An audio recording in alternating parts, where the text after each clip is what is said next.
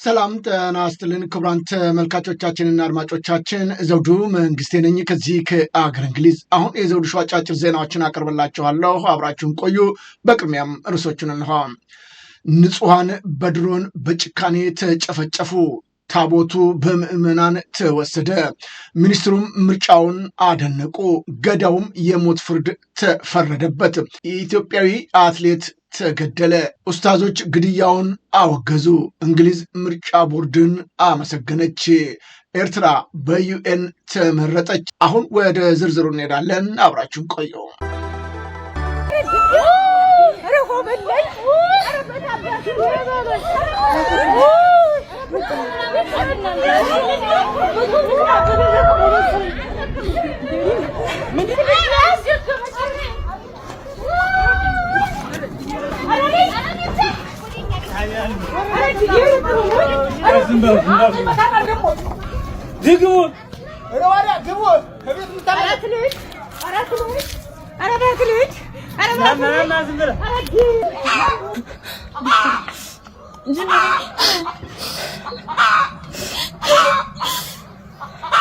ፋኖ በጥምር ጦሩ ላይ ከፍተኛ ጉዳት አደረሰ።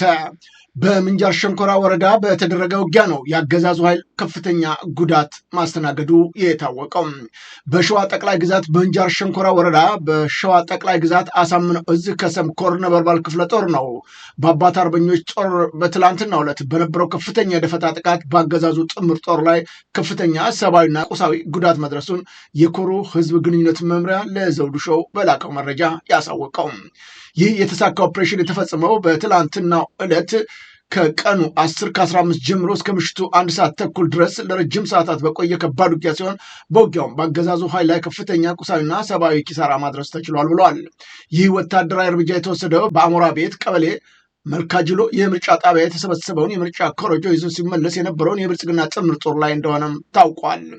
የተወሰደው እርምጃ በከሰም ሁለተኛ ኮር የነበልባል ክፍለ ጦር ሻለቃ ፋኖች እና በአባት አርበኞች ፋኖ ጥምረት የተከናወነ ሲሆን ጥቃቱም የተፈጸመው በጨሌ ቀበሌ ልዩ ስማቸው ጁምደር እና አጎጭ በተባለ አካባቢዎች ላይ በተደረገ የተቀናጀ የደፈጣ ውጊያ መሆኑ ታውቋል። የመከላከያ ምክትል ሻምበል መሪና አባላቱ በደብረ ወርቅና በሞጣ ከተማ በመውጣት ፋኖን ተቀላቀሉ።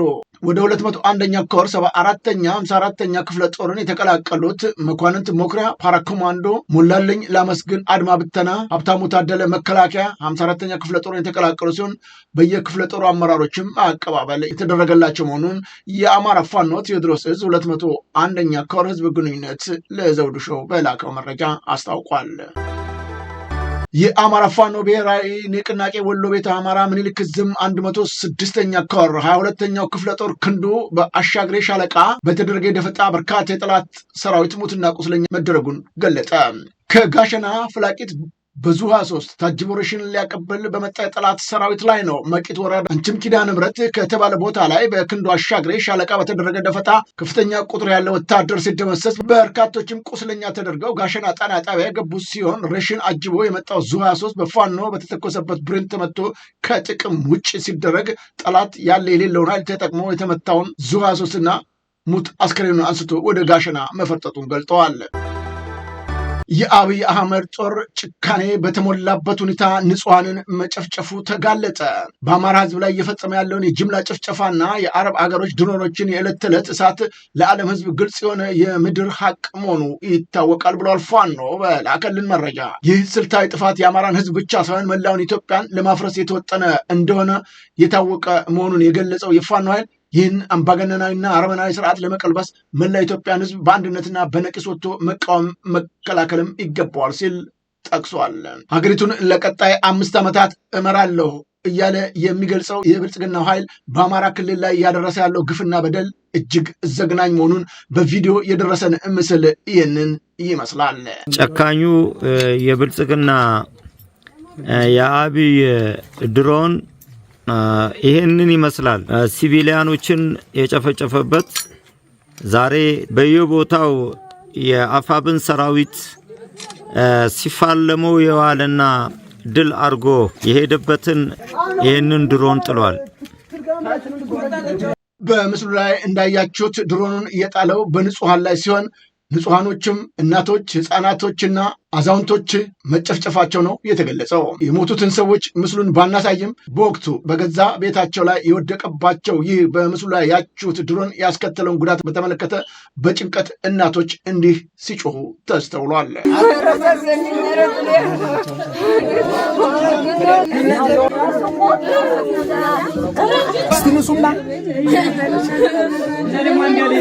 ቤት ብትገቡ ምን አለ አንተ ቤት ግቡ በላቸው ሌላውን ሰው ኧረ በመላኩ አሁን መውጣቱ ማለት ያደርጋል። እንደምታዩት ወደ ቤት ግቡ ይሏቸዋል። ግን በምንም ጉዳይ ላይ ቢሆን ድሮኑ ቤት ቢገቡ እንደማያድናቸው የታወቀ ቢሆንም እንዲህ አይነት ጭካኔ የተሞላበት ጭፍጭፋ እየተካሄደበት ያለ የአማራ ህዝብ ዛሬም ጩኸቱን እንዲህ እያሰማ ነው የሚገኘው በደረሰበት የድሮን ጭፍጨፋ።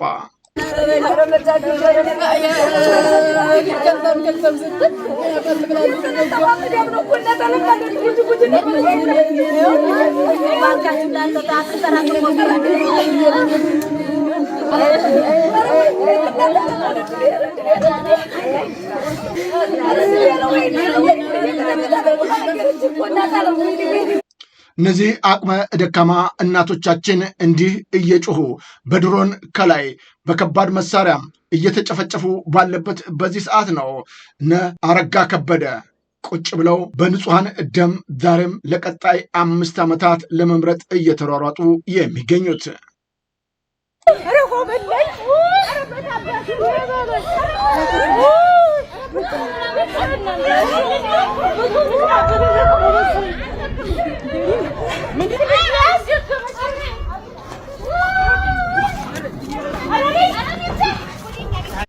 ምክትል ጠቅላይ ሚኒስትር ተመስገን ጥሩነህም ሆነ አረጋ ከበደ በባህር ዳር በድሮን እየተጠበቁ ሌላውን ንጹሐን ግን በድሮን እየጨፈጨፉ ይገኛሉ።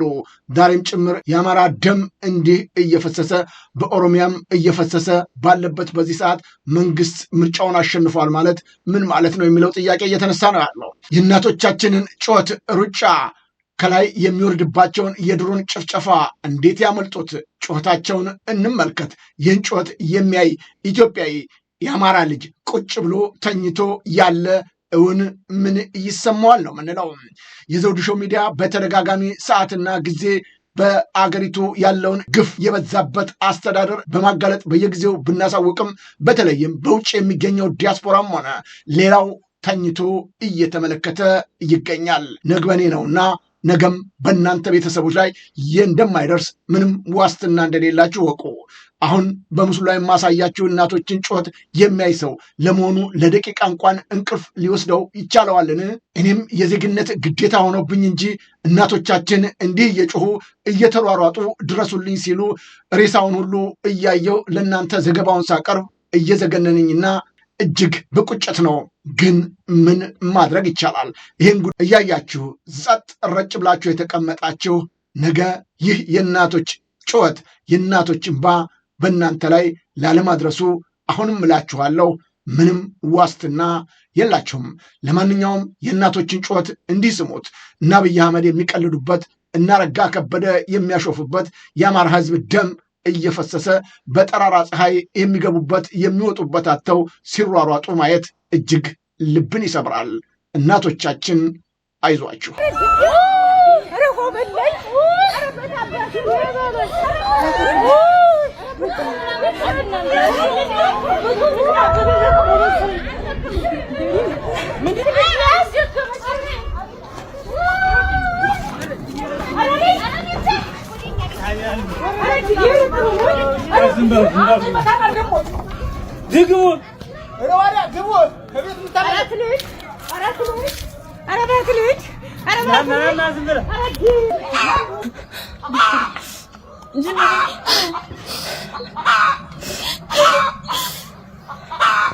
እናቶቻችን የሚገቡበት አጥተው እንዲህ ሲሯሯጡ ተመልከቱ።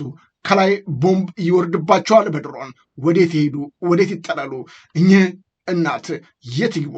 በጣም ያሳዝናል። ይህንን ሁሉ ግፍ እየፈጸመው ያለው የውጭ ጠላት ሳይሆን ራሱ አገሪቷን እመራለሁ የሚለው ውጭ ቢወጡ ጥይት፣ ቤት ቢሆኑ በድሮን። ተመልከቷቸው እነዚህን ህፃናቶች።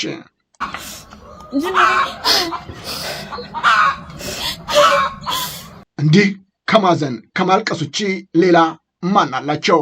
ማን ይድረስላቸው? ዛሬም እያለቁ የሚገኙ የአማራ ሕፃናቶች፣ የአማራ ልጆች ደማቸው እየፈሰሰ ሌላው ቁጭ ብሎ ይበላል፣ ይጠጣል። የእናቶቻችንን ጩኸት የሚሰማ ማንም የለም። በየቦታው እየተንከራተቱ በዚህ የፈራረሰ ቤት ውስጥ ሊጠለሉ ቢሞክሩ እንኳን አልተረፉም። የአማራን ትግል እንደ አሸባሪነት እያዩ ዛሬም ፋኖ አሸባሪ ነው ለሚሉት እነዚህን እናቶች ተመልከቱ። የት ይሄዱ? ሬሳውን ለማሳየት ስለከበደኝ ነው። እጅግ በርካታ ሬሳዎች አሁን በዚህ ቤት ውስጥ ነው የሚገኙት። ሬሳዎቻቸውን አስቀምጠው እነሱም እየጮሁ ነው የሚገኙት። ሀገር አብባለች፣ ሀገር ለምልማለች ለምትሉ ይህንን ስታዩ ምን ተሰምቷችሁ ይሆን? ይህ በእንዲህ እንዳለ ከአማራ ክልል ውጭም የሚገኙት በተለይም በኦሮሚያ ክልል የሚገኙ አማራዎች ዛሬም እየተጨፈጨፉ ይገኛሉ። ይህ አይደለም በዓለም ቀዳሚ ክርስትናን ተቀብላ የኖረችው ሀገራችን ኢትዮጵያ፣ እስልምናንም በዓለም ቀዳሚ ሆና የተቀበለችው ሀገራችን ኢትዮጵያ ዛሬ ግን በገዛ ሀገሯ በስደት ላይ ነው የምትገኘው። ዛሬ በገዛ ሀገራቸው በአርሲ ላይ መኖር ተስኗቸው ምዕመናን ታቦታቸውን ይዘው ለመሰደድ ግድ ሆኖባቸዋል። የሞቱት ሞተው የተረፉት እንዲህ ታቦቱን ይዘው ሲጓዙ ማስተዋል እንዴት ልብ ይሰብራል። ስርዓቱ የማይፈቀድ በካህናት ብቻ የሚያዘው የሚነካው ታቦቱ ዛሬ ምዕመናኖች እንዲህ ተሸክመው እየተሰደዱ ነው የሚገኙት። ይህ የምታዩት ኢትዮጵያ ውስጥ ነው፣ ሌላ ምድር ወይም ሀገር አይደለም። በገዛ ሀገራቸው መኖር ተስኗቸው እንዲህ ሲሰደዱ ማየት ለመሆኑ ሀገር መንግስት አለን ያስብላልን የሚያሰኙ ብዙ ጉዳዮች አሉ። ብዙ ጊዜ ዘውዱ ለምንድን ነው አባቶችን የምትወቅሰው? ለምንድን ነው የምተቸው የምትሉኝ ወገኖች፣ ለመሆኑ አባቶች ካሉ እንዲህ ታቦቱ በምዕመናን ሲጓዝ የት ነው የሚገኙት? በ4 ኪሎ ከአብይ አህመድ አጠገብ ቁጭ ብለው ዛሬም መግለጫ በማውጣት የቀጠሉ አባቶች ለመሆኑ ይህን ሲያዩ ምን ይሉን ይሆን?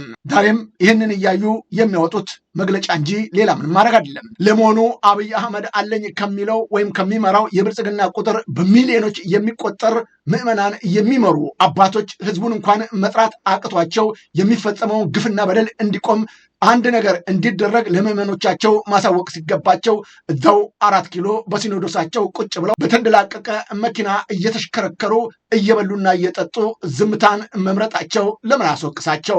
ለመሆኑ በዚህ በሲኖዶስ ውስጥ የተቀመጡት ብፁዓን አባቶች እውን አባቶች ናቸው ብሎ የሚያስጠይቀንም ለዚህ ነው። ከዚህ ቀደም እንደምታስታውሱት 26 ኤጲስቆጶሳቶች ተሾሙ ሲባል እዑታን ፈጥረው 24 ሰዓት ባልሞላ በመላው ዓለም የሚገኙት ጳጳሶች ጭምር ሳይቀሩ በአስቸኳይ እንዲገኙ እንዲያወግዙ ስብሰባ መጥራታቸውን የምንዘረጋው አይደለም። ያ ለምን ተደረገ? ካስቆሙትና ያንን ውግዘት ካወገዙም በኋላ በተለይም ህዝቡን ጭምር ሳይቀር ጠርተው የኢትዮጵያ ኦርቶዶክስ ተዋሕዶ ቤተክርስቲያን እምነት ተከታዮች ብቻ ሳይሆኑ በመላው ዓለም የሚገኙት የሌላም እምነት ተከታዮች ጭምር ሳይቀሩ እሁታቸውን ሲያሰሙ አብይ አህመድ በማግስቱ የጠፉትን በጎች ይዤ መጥቻለሁ፣ አባቶቼ ይቅር በሏቸው ያለው ወዶ ሳይሆን ተገዶ እንደሆነ ይታወቃል። ታዲያ ዛሬ በጠራራ ፀሐይ እንዲህ የእምነቱ ተከታዮች እየተገደሉ በየገዳሙ እየታረዱ ዛሬም አባቶች መግለጫ በማውጣት ብቻ ጸጥ ረጭ ብለው ቁጭ ያሉበት ምክንያት ምን ይሆን? ለዚህ ነው ወቀሳችንን የምናስቀድመው። እንደዚህ አይነት ግፍ በደል በኢትዮጵያ ታሪክ ታይቶም ተሰምቶም አይታወቅም።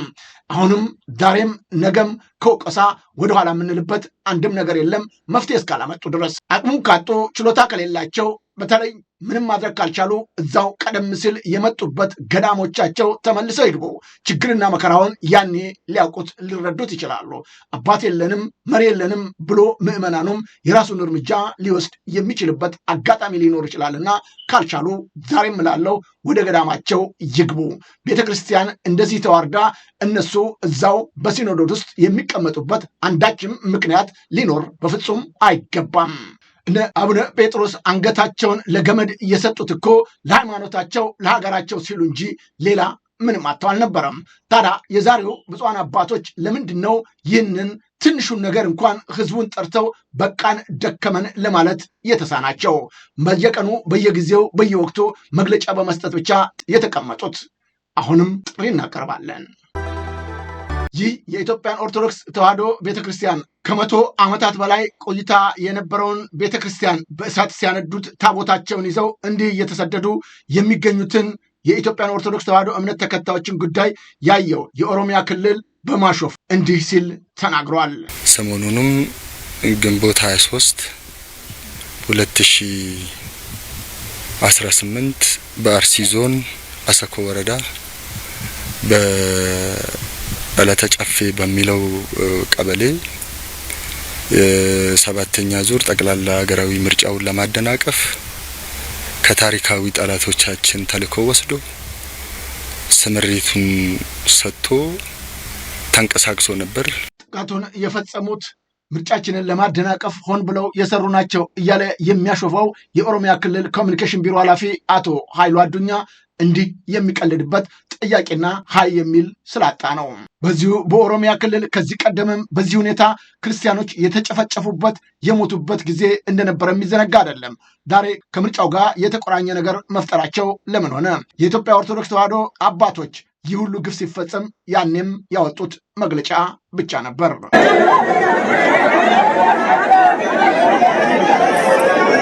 የወገኖቻችን ደም እንዲህ እየፈሰሰ በየቀኑ ህይወታቸው እየተቀጠፈ ዝም ያሉ አባቶች ዛሬም በላይ በሰማይ በምድርም ይጠየቃሉ። የለንደን ፋኖ የኢትዮጵያን ኦርቶዶክስ ተዋሕዶ ቤተክርስቲያን አማኞች ላይ የተፈጸመውን ግፍ በተመለከተም መግለጫ ሰጠ። በአርሲ ዞን በንጹሃን የአማራ ተወላጆችና የኢትዮጵያን ኦርቶዶክስ ተዋሕዶ እምነት ተከታዮች ላይ የተፈጸመውን አሰቃቂ የዘር ማጥፋት ጭፍጨፋ አስመልክቶ የለንደን ፋኖ በሰጠው መግለጫ ላይ ማንነትን መሰረት ያደረገ ጥቃት በአርሲ የተፈጸመው ጥቃት ተራ ወንጀል ሳይሆን የአማራን ማንነትና የኦርቶዶክስ ተዋሕዶ እምነትን ኢላማ ያደረገ የዘር ማጥፋት ወይም ጄኖሳይድ ሙከራ ነው። አማራ በመሆናቸው ብቻ በገዛ ሀገራቸው የሚታረዱ ወገኖቻችን ስቃይ የሁላችንም ስቃይ ነው። ይህ ግዙፍ የአማራ ህዝብ ለዘመናት ከኖረበት የቀየው የማፈናቀል ሰፊ ስራ አካል መሆኑን እንገልጻለን ሲል በመግለጫው አሳውቋል። ጥልቅ ሐዘንና ቁጭት መግለጫ በግፍ የታረዱ እናቶች፣ ህጻናትና አረጋውያን እያሰብን ልባችን በሐዘን ተሰብሯል ያለው የለንደን ፋኖ መግለጫ ለተገደሉት ቤተሰቦች በሙሉ መጽናናትን እንመኛለን። ሆኖም ግን ሐዘናችንን በዝምታ የሚታለፍ ሳይሆን ለፍትህና ለሁሉና የምናደርገው ትግል ይበልጥ የሚያበረታታ ቁጭት መሆኑንም እናውጃለን ብለዋል። የኢዜማ ፓርቲን በኦሮሚያ ክልል ምስራቅ አርሲ ዞን በንጹሃን ላይ ለተፈጸመው ጥቃት መንግስት አስፈላጊውን ማጣራት አድርጎ ኃላፊነት የሚወስዱ አካላትን በመለየት ህጋዊ እርምጃ እንዲወስድ ጠየቀ። ፓርቲው ማንነት ወይም ሃይማኖታዊ መሰረት ባደረገ ጥቃት በርካታ ኦርቶዶክስ ተዋሕዶ እምነት ተከታዮችን የሆኑ ዜጎች ለጊዜው ማንነቱ ባልታወቀ አካል እንደተገደሉ፣ ቤተክርስቲያን እንዳቃጠሉ፣ ከጥቃቱ የሸሹ ነዋሪዎች ከቀያቸው እንደተሰደዱ መረዳቱን ገልጧል ብለዋል። ኢዜማ በምስራቅ አርሲ ዞን ውስጥ በንጹሃን ላይ የሚፈጸሙ ጥቃቶች በመከላከል ረገድ የአካባቢው አስተዳደርና የኦሮሚያ ክልላዊ መንግስት በተደጋጋሚ ተፈትነው ወድቀዋል በማለትም ተችተዋል። የምርጫ ቦርድ በሚሊተሪ ካምፕና በሀገር ውስጥ ለተፈናቀሉ ምርጫ ሰኔ 2 ይካሄዳል ሲል ገለጸ። የኢትዮጵያ ምርጫ ቦርድ በሚሊተሪ ካምፖች እና በሀገር ውስጥ ለተፈናቃዮች በተመዘገቡባቸው ልዩ የምርጫ ጣቢያዎች ላይ የመራጮች ምዝገባ ሰኔ 1 ቀን እንደሚካሄድ የአፍሪካ ህብረት የምርጫ ታዛቢው ቡድን አሳውቋል። የቦርዱ ሰብሳቢ ወይዘሮ ሜላትወርቅ ኃይሉ በሚሊተሪ ካምፕና በሀገር ውስጥ ተፈናቃዮች በተመዘገቡባቸው ልዩ የምርጫ ጣቢያዎች ምርጫው በተለየ ቀን እንደሚካሄድም ነው ያረጋገጡት። የቦርዱ ሰብሳቢ በበኩላቸው ከአቅም በላይ የሆኑ ችግር ቦርዱ ከገጠመው በይፋ የማሳወቅ ስራ እስከ 20 ቀን የመግፋት መብት እንዳለውም ጠቁመዋል። ገዳው የሞት ፍርድ ተፈረደበት። ፍርድ ቤቱ የመጨረሻ ያለውን የሞት ፍርድ ውሳኔ ነው ያሳለፈው። የዞኑ ፖሊስና አቃቢ ህግ ሊያገባ ጥቂት ቀናት በቀሩት ወጣት ላይ የቀድሞ ፍቅረኛን አገባ በሚል በቀል አሰቃቂ ግድያ የፈጸመው ጸጋይ ታደሰ በሞት እንዲቀጣ የጌዲዮን ዞን ከፍተኛ ፍርድ ቤት የመጨረሻ ውሳኔውን አሳልፎበታል። የዞኑ ፖሊስና አቃቢ ህግ መምሪያም እንደገለጹት ወንጀሉ የተፈጸመው ሚያዝያ 14 ተከሳሹ የአቢሲኒያ ባንክ ባልደረባ የነበረውን ወጣት ተመስገን ዳንኤልን ለመግደል የሞከረው ሽጉጥ በመክሸፉ በስለት ደጋግሞ በመውጋት በአሰቃቂ ሁኔታ ህይወቱ እንዲያልፍ አድርጓል ብለዋል። ወንጀለኛው የሟች እጮኛውን የቀድሞ ፍቅረኛው ሲሆን ድርጊቱ በቂም በቀል ተገፋፍቶ ለረጅም ጊዜ አቅዶ እንደፈጸመው ከአካባቢው ነዋሪዎች እና ከፖሊስ የተገኘው መረጃ ያመለክታል ብለዋል። በዚሁም መሰረት ፍርድ ቤቱ ግንቦት 17 2018 በነበረው ችሎት መነሻ ቅጣቱ ሞት በማድረግ ችሎቱ ከተከሳሽ የቀረቡለትን 2 ማቅለቻዎችና የአቃቤ ግን የቀረቡ 2 ማክበጃ እርስ በራሳቸው በማቻቻል ፍርድ ቤቱ የሞት ቅጣቱን አጽድቆበታል። አትሌቱ መገደሉ ተገለጠ። በአትሌቶች መካከል በተፈጠረ ግጭት ነው የአንድ አትሌት ህይወት ማለፉ የተሰማው። በሰንዳፋ ከተማ በአንድ አትሌት በተተኮሰ ጥይት የሌላኛው አትሌት ህይወት ማለፉ የተሰማ ሲሆን ድርጊቱ በአትሌቲክሱ ማህበረሰብ ዘንድ ታላቅ ድንጋጤን ፈጥሯል። ጉዳዩ አትሌቱ ወንጀሉን ፈጽሞ ሊያመልጥ ሲል ነው በአካባቢው በነበሩ አርሶ አደሮችና ማህበረሰብ ጥረት ከነመሳሪያው እጅ ከፍንጅ በቁጥጥር መዋሉ የተገለጸው። ለግድያው መንስኤ ነው የተባለው መተት አስደርገብኝ፣ በአዋቂ ቤት አስተነተልክብኝ በሚል የተቋጠረ ቂም እንደሆነ የተገኘው መረጃ ያመለክታል። እስካሁን የሟችና የገዳይ አትሌት ማንነት ለጊዜው አለመገለጹን ጠቅሶ ይሳቅ በላይ ካትሪክ ስፖርት ዘግበዋል። የንጹሃን እልቂት በአስቸኳይ ሊቆም ይገባል ሲሉ ኡስታዝ አቡበከር አህመድና ኡስታዝ አህመድ ጀበል ተናገሩ። የኢትዮጵያ እስልምና ጉዳዮች ጠቅላይ ምክር ቤት ፕሬዝዳንት ጽሕፈት ቤት ዋና ጸሐፊ ኡስታዝ አቡበከር አህመድና ኡስታዝ አህመድ ጀበል በኦሮሚያ ክልል አርሲ ዞን በንጹሐን ኦርቶዶክስ ክርስትና እምነት ተከታዮች ላይ የተፈጸመውን ዘግናኝ ጥቃት በጽኑ አውግዘዋል። ኡስታዝ አቡበከር አህመድ በአርሲ ዞን አስኮ፣ ሽርካ እና ሆንቆሎ ዋቢ ወረዳዎች ታጣቂዎች የፈጸሙትን ግድያ፣ ማፈናቀል ሰይጣናዊ የጥፋት ተግባር ሲሉ ገልጾታል። በተመሳሳይም ኡስታዝ አህመድ ጀበልን በበኩላቸው የንጹሐን ክርስቲያኖች መገደል እንዲሁም የቤተ ክርስቲያኖች የመኖሪያ ቤቶች መቃጠል ልብ ሰባሪ መሆኑንም ገልጠዋል። ሁለቱም መሪዎች ለተጎጂ ቤተሰቦች መጽናናት የተመኙ ሲሆን ለሀገሪቱ ዘላቂ ሰላም መተዛዘን ሎታቸውንና ጥሪያቸውንም አስተላልፈዋል። አብይ በሚሊዮን የሚቆጠር ደጋፊ እንዳላቸው ሁሉ ተቃዋሚዎችም ያላቸው መሪ ናቸው ሲሉ አማካሪው ተናገሩ። በሚሊዮን የሚቆጠር ሰዎች ጠቅላይ ሚኒስትሩና ፖሊሳቸውን የሚደግፉ እንዳሉ ሁሉ በሚሊዮኖች የሚቆጠሩ ደግሞ ይቃወሟቸዋል ሲሉ የምስራቅ አፍሪካ ጉዳዮች አማካሪ አቶ ጌታቸው ረዳ ገለጡ። ከኒውስ መክረስ ጋር ቆይታ ያደረጉት እሳቸው የሚመክሯቸው ጠቅላይ ሚኒስትሩ የሚመሩት ሀገር አሁን ላይ ማህበረሰቡ በተለያዩ አካባቢዎች እየተከሰተ ነው ባሉትና አነስተኛ ግጭት እና ሁከት ብለው በሚጠሩት አውደ ውስጥ በነቂስ ወጥቶ መምረጡን ምን ያህል እንደተማረ የሚያሳይ ነው ሲሉም ተናግረዋል። አሁን ወደ ውጭ ዜናዎች እናምራለን። ኤርትራ በተባበሩት መንግስታት ድርጅት ጠቅላላ ጉባኤ ምክትል ፕሬዚዳንት ሆና ተመረጠች። የተባበሩት መንግስታት ድርጅት ጠቅላላ ጉባኤ በ85ኛው መደበኛ ስብሰባ ላይ ባለ ብዙ ወገን ዲፕሎማሲ ዙሪያ ያተኮረ ቁልፍ አጀንዳዎች የተወያየ ሲሆን በስብሰባው ለድርጅቱ 81ኛ ጠቅላላ ጉባኤ መሪ የሚሆኑ አካላትንም መርጧል። በዚሁ መሰረት የምስራቅ አፍሪካዊቷ ሀገር ኤርትራ ከፍተኛ አባል ሀገራት ድምፅ በማግኘት ከጠቅላላ ጉባኤው ምክትል ፕሬዚዳንት አንዷ ሆናለች። ኤርትራ ከተመረጡት ሌሎች 16 ሀገራት ጋር በመሆን የጸጥታው ምክር ቤት 5 ቋሚ አባላታት ቻይና፣ ፈረንሳይ፣ ሩሲያ፣ ብሪታንያና አሜሪካ በመቀላቀል የጠቅላላ ጉባኤው ቢሮ በጋራ ትመራለች ተብሏል። በተጨማሪም ከእርሷ ጋር እንደ አፍጋኒስታን፣ ፊንላንድ፣ ግብፅ፣ ሊባኖስ፣ ፓራጓይ እና ዚምባብዌም ያሉ ሀገራት በምክትል ፕሬዚዳንትነት መመረጣቸውን ለመረዳት ችለናል። የእንግሊዝ ኤምባሲ የምርጫ ቦርድን አመሰገነ። በአዲስ አበባ የሚገኘው የብሪታንያ ኤምባሲ ባወጣው መግለጫ ነው በኢትዮጵያ ምርጫ ማድረግ በተቻለባቸው አካባቢዎች 7ኛው አጠቃላይ ምርጫ የድምፅ አሰጣጥ ሂደት መጠናቀቱን ተከትሎ ኢትዮጵያ ብሔራዊ ምርጫ ቦርድ የእንኳን ደስ አላችሁ መልእክት ያስተላለፈው። ኤምባሲው ለህዝብ ድምፅ ራሳቸውን ያቀረቡ እጩዎችን፣ ሲቪል ማህበራትን፣ ታዛቢዎችን፣ ፈቃደኞችን እና የምርጫ አስፈጻሚዎችን ያመሰገነ ሲሆን የአፍሪካ ህብረት ኤዩ እና የኢጋድ ታዛቢ ቡድኖችን ያደረጉትንም ዝግጅት አጋዥነት አወድሷል። በአጠቃላይ የምርጫው ሂደት ሙሉ በሙሉ ሲጠናቀቅ የታዛቢዎችን ሪፖርት ለመመልከት እንደሚጠብቅም ነው የገለጸው። ክቡራን ተመልካቾቻችንና አድማጮቻችን ለአሁኑ ያቀረብኩላችሁ የዘውዱ ሾው አጫጭር ዜናዎች እነዚህን ይመስሉ ነበረ። በቀጣይ ዝግጅታችን እስከምንገናኝ የዘውዱ ሾው ሚዲያን ሼር፣ ላይክ እና ሰብስክራይብ በማድረግ ወዳጅ ቤተሰቦቻችን እንድትሆኑ ከወዲሁ በማክበር እንጋብዛለን። ከዜናዎቹ ጋር አብሬያቸው የነበርኩትን የዘውዱ መንግስት የነበርኩ። በቀጣይ ዝግጅታችን እስከምንገናኝ ሰላም ጤና ይስጥልኝ።